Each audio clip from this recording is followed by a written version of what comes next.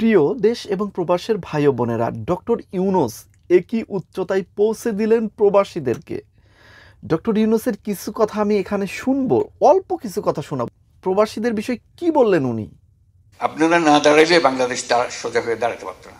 আপনারাই তারে শক্ত করে রাখছেন এই পর্যন্ত, যে মজবুত হয়েছে। এই যে যেহেতু করে আপনাদের রাস্তায় সহজ করে দিলে আমাদের জন্য জিনিসটা মঙ্গলজনক হবে। যেহেতু আপনারা যা করছেন, এটা আপনারা হয়তো আসার সময় মনে করেন না যে দেশের মঙ্গলের জন্য আসতেছেন, নিজের চাকরি বা নিজের ব্যবসার জন্য এসছেন, কিন্তু আপনারা বড় রকমের সহায়তা করছেন। বিশেষ করে এই বিপদের দিনে আপনারা না দাঁড়াইলে বাংলাদেশ সোজা হয়ে দাঁড়াতে পারত না। আপনারাই তারে শক্ত করে রাখছেন এই পর্যন্ত, যে মজবুত হয়েছে। এই যে ফয়জুল একটা বলবে নাকি কি করছো তোমরা এই টাকা দিয়ে, এটা বলো যে কত পয়সা আদায় করে, যে দেনা শোধ করলে এটা বুঝতে হবে তোদেরকে। এক কথায় অসাধারণ। প্রবাসীদের অবদান এইভাবে আজ পর্যন্ত বাংলাদেশের কোনো সরকার প্রধান স্বীকার করেনি। ডক্টর ইউনূস প্রবাসীদের কি পরিমাণ উচ্চতায় তুললেন, উনি কি বললেন? এক কথায় ডক্টর ইউনূস সরকার টিকে আছে প্রবাসীদের জন্য।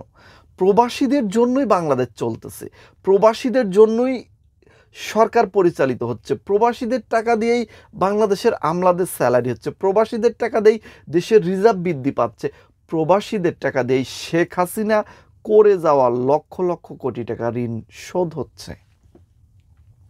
প্রবাসীরা একই খেল দেখাচ্ছে, প্রবাসীরা কি করতেছে, এবং প্রবাসীরা আজকে শুধু করতেছে না, এটা বহু আগের থেকেই করতেছে, কিন্তু সরকার ওইভাবে প্রবাসীদের স্বীকৃতি দেয়নি। এখন ডক্টর ইউনূস সরকার যেভাবে প্রবাসীদের অবদানকে স্বীকৃত দিচ্ছে, তো ডক্টর ইউনূস সরকারকে প্রবাসীদের পক্ষ থেকে স্যালুট জানাই। আমরা প্রবাসীরা চাই ডক্টর ইউনূস সরকার যতটুকু সম্ভব বেশি টাইম থাকুক। এবং কাতারে যে প্রবাসীদের সাথে মত বিনিময় সভা হয়েছে ডক্টর ইউনূসের, সেখানে একজন ব্যক্তি একটা কথা বলেছে খুবই গুরুত্বপূর্ণ এবং খুবই ভালো লাগছে আমার। উনি বলেছেন, আমাদের দয়া করে মাঝপথে ফেলে যাবেন না। আপনি দেশটা দয়া করে মাঝপথে ফেলে যাবেন না, যে যাই বলুক আপনি ফেলে যাবেন না। মানে আমরা প্রবাসীরা শঙ্কায় আছি, ডক্টর ইউনূস সরকার যে কোনো টাইমে চলে যাবে। দেশের মানুষ শঙ্কায় আছে, ডক্টর ইউনূস সরকার যে কোনো টাইম চলে যাবে। মানুষ, জনগণ চাচ্ছে ডক্টর ইউনূস সরকার আরও যতটুকু সম্ভব বেশি দিন থাকুক, কিন্তু বাংলাদেশের রাজনীতিবিদরা চাচ্ছে যে দ্রুত একটা নির্বাচন হোক। সেটা হয়তো একটা সাইড চাচ্ছে আর একটা সাইড চাচ্ছে না, দ্বিমত আছে সেখানে, কিন্তু সাধারণ মানুষ কিন্তু চাচ্ছে ডক্টর ইউনূস সরকার অনেক দিন ক্ষমতায় থাকুক, এমনকি প্রবাসীরা মনে প্রাণে চাচ্ছে। তো আসলে এখানে কিছু করার নাই। এখানে যেহেতু বাংলাদেশ গণতন্ত্র দেশ, এখানে ডক্টর ইউনূস সরকার চাইলেও বেশি দিন থাকতে পারবে না, এটা থাকাও ঠিক হবে না। হয়তো আমাদের গণতন্ত্রের দিকে এগিয়ে যেতে হবে এবং যতটুকু সম্ভব জুনের ভিতরে নির্বাচন হয়ে যাবে, এটাই আশা করতেছি। তো যে বিষয়টি বলতেছিলাম, ডক্টর ইউনূস সরকার প্রবাসীদেরকে যেভাবে সম্মানিত করলেন, উচ্চতার জায়গায় পৌঁছে দিলেন, আশা করি আরও প্রবাসীদের নিয়ে বড় বড় উদ্যোগ নেবেন, যেমন প্রবাসীদের পেনশন বিষয়ে, প্রবাসীদের রেমিটেন্স কার্ড বিষয়ে, অথবা প্রবাসীদের ফ্যামিলি নিরাপত্তা আইন। এক কথায় আমরা ডক্টর ইউনূস সরকারের কাছে চাই, আমাদের যেহেতু অবদান আপনি স্বীকার করেছেন, প্রবাসীদের জন্য কিছু কাজ করে যান। আপনি দয়া করে কিছু কাজ করে যান। নির্বাচিত সরকারের প্রতি আমরা এতটা আস্থা কখনোই রাখতে পারিনি, আর ভবিষ্যতে পারবো কিনা সেটা আদৌ জানি না।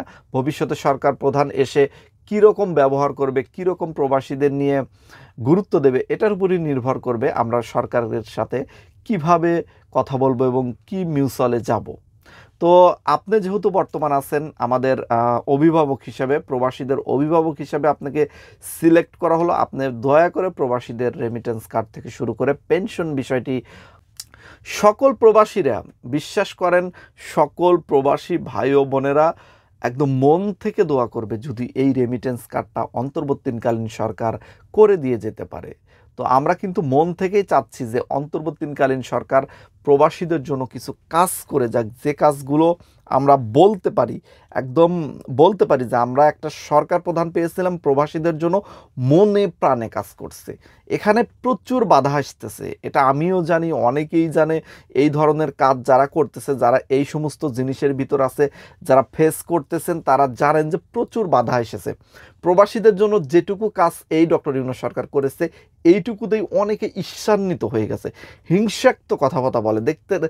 আপনারা দেখতে পেয়েছিলেন যে কিছুদিন আগে অনন্ত জলিল, ওনাদের গার্মেন্টসের সমস্যা হয়েছে, ওনাদের গার্মেন্টসের সমস্যা নিয়ে উনি বক্তব্য দিতে পারে, ওনার বক্তব্যের সাথে আমার কোনো দ্বিমত নাই, ওনার সাথে ব্যক্তিগতভাবে আমার কোনো শত্রুতাও নাই। আমি শুধু বলতেছি প্রবাসীদেরকে উনি হেউ করে কেন কথা বললেন। এবং উনি আরেকটি বিষয় সেখানে বলেছেন যে প্রবাসীদের জন্য নাকি সরকার খুব বেশি কিছু করে ফেলছে, কিন্তু গার্মেন্টস সেক্টরের জন্য সরকার কিছুই করতেছে না। এই যে হিংসা মনের ভিতরে, প্রবাসীদের জন্য এত কিছু করে ফেললো, এই ধরনের লোক শুধু অনন্ত জলিল না, কিন্তু এরকম অনন্ত জলিল শত শত বাংলাদেশে আছে, জায়গায় জায়গায় বসে আছে। প্রবাসীদের পেনশন নিয়ে কথা উঠলে তারা বলবে দেওয়ার দরকার নেই, চলতেছে তো, এমনি দেশের এতগুলো টাকা দিয়ে কি হবে, এর চাইতে অন্য একটা কাজ করা যাবে, এর চাইতে একটা পদ্মা সেতু বানানো যাবে, এর চাইতে একটা মেট্রো রেল বানানো যাবে। মানে তাদের মতের কোনো শেষ নাই, যার কারণেই কিন্তু এই বিষয়গুলো পাস হয় না।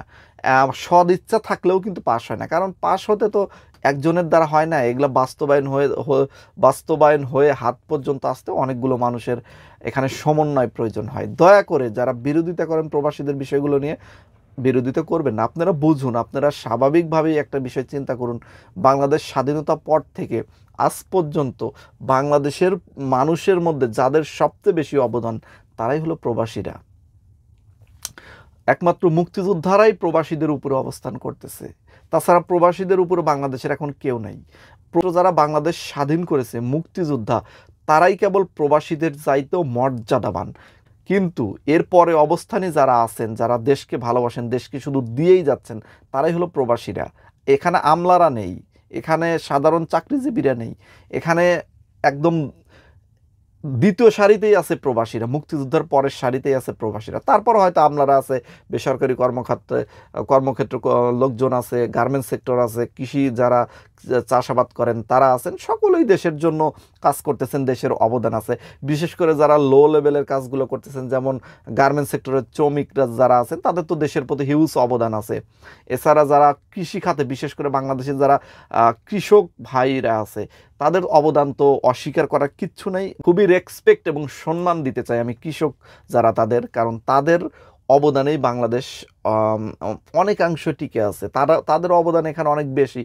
তারা দিনরাত পরিশ্রম করে সোনালী ফসল ফলাইতেছে, তারা সবজি চাষ করতেছে, তারা পেঁয়াজ আলু সব কিছু করতেছে বাংলাদেশকে স্বাবলম্বী করার জন্য। এবং আমি এই জন্য চাই যে কৃষি খাতে যেন বাংলাদেশ স্বাবলম্বী হতে পারে, এই জন্য সরকার থেকে সর্বোচ্চ সহায়তা করা হোক, প্রবাসীদেরকে সহায়তা করা হোক, কৃষি খাতে যারা আছে তাদেরকে সহায়তা করা হোক।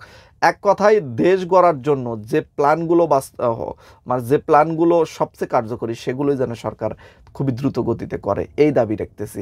তো যে বিষয়টি আমি কথা বলতেছিলাম অন্য বিষয়ে চলে গেছে, এই জন্য আমি দুঃখিত। আসলে আমাদের প্রবাসীদের অন্যান্য উচ্চতায় সম্মানজনক অবস্থানে নিয়ে গেছেন ডক্টর ইউনূস সরকার, এবং কাতারে প্রবাসীদের সাথে মত বিনিময় সভাতে ওখানে যেভাবে প্রবাসীদের সাথে কথা বলেছে, আমরা স্যাটিসফাই, আমরা অনেক খুশি হয়েছি। আশা করি সামনে আমাদের পেনশন দাবিটি পূরণ করে দেবেন, এবং প্রবাসীদের যে আরও যে দাবিগুলো আছে, অথবা যৌক্তিক যেগুলো প্রবাসীদের দরকার, সেগুলো কাজ করে দেবেন। আজকের মতো বিদায়, সবাই ভালো থাকবেন, আল্লাহ হাফেজ।